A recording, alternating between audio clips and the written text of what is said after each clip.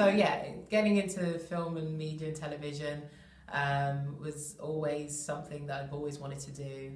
It's been a passion of mine since I was a young girl, and yeah, studied media studies, did a degree on it, and just really wanted to get into the media industry. Didn't know what. I tried a hand at different parts of the media. Behind the camera, in front of the camera, there was different areas that I wanted to go, but it wasn't until at university I was able to do a course, and we actually had a specific module where we had to make a documentary, and I sat behind the camera doing editing on a program called Avid, on software called Avid I just fell in love with it, and I knew this is where I wanted to be. I want to tell stories. And also I've always just loved documentaries in general from a young age, and so that's where the love for it grew. And so from uni, before I'd even graduated, I knew that I wanted to edit. So I was writing to different post-production places and just saying, look, can I get some work experience? I'm going to be graduating this year. It'd be great if I could get some experience. And yeah, I ended up getting a job before I graduated, which was pretty cool. And that's where the journey began. I got my first job doing production, coordinating, assisting, and then became a junior editor, and that kind of just, just carried on to where I am now. So I'd been editing for a while, for a few years, maybe about 3 or 4 years, and then I believe it was, in 2011, I'd really just felt inspired to make my own company. It's so great working for another company, but you only have so much leeway to do what you want to do, so much freedom, and or creative freedom, should I say. And it was always on my heart. It was, I need to do some independent things. And around about that time, I was getting asked by people who knew I was an editor, or friends of friends who were like, oh yeah, can you do this, or can you make can you do weddings, or can you do events and stuff like that? And I was like, do you know what? I have been thinking about doing my independent stuff, so let me go for it. I was second guessing myself because it was something new to me, and no one in my family had started a company like that, and so I was just like, you know what, I'm going to bite the bullet and go for it.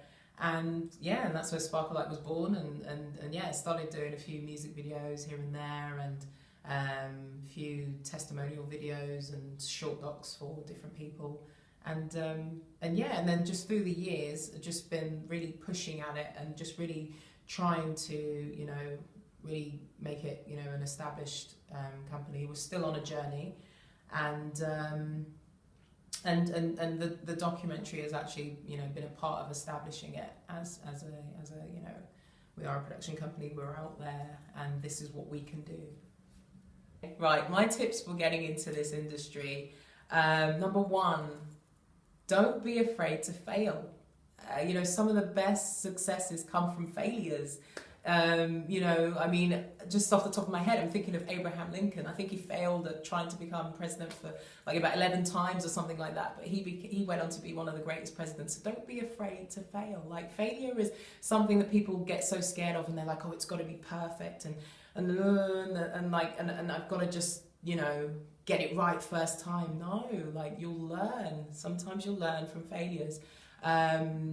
Also, with failures, don't be afraid of shut doors. When people shut doors in your face, don't worry. Everything happens for a reason. I truly believe that. There were so many times when I had a shut door in my face during the process of making, or even just scripting, Lost in Translation, and people were just not catching the vision. But I knew it was in there. I was like, this is going to be made. And although it was a bit disheartening, a bit discouraging in times, I didn't give up. Don't give up. That's number one. Don't be afraid to fail, or don't be afraid of a shut door. Number two, don't procrastinate. Everything happens in times and seasons, and that's great. If you've got a plan and there's things that you need to do, and you know that, okay, let me give it a little, you know, it's good to give things a little like timeline and stuff like that. And if you're off the deadline here and there, that's okay, because you know that you're working towards something. That's great.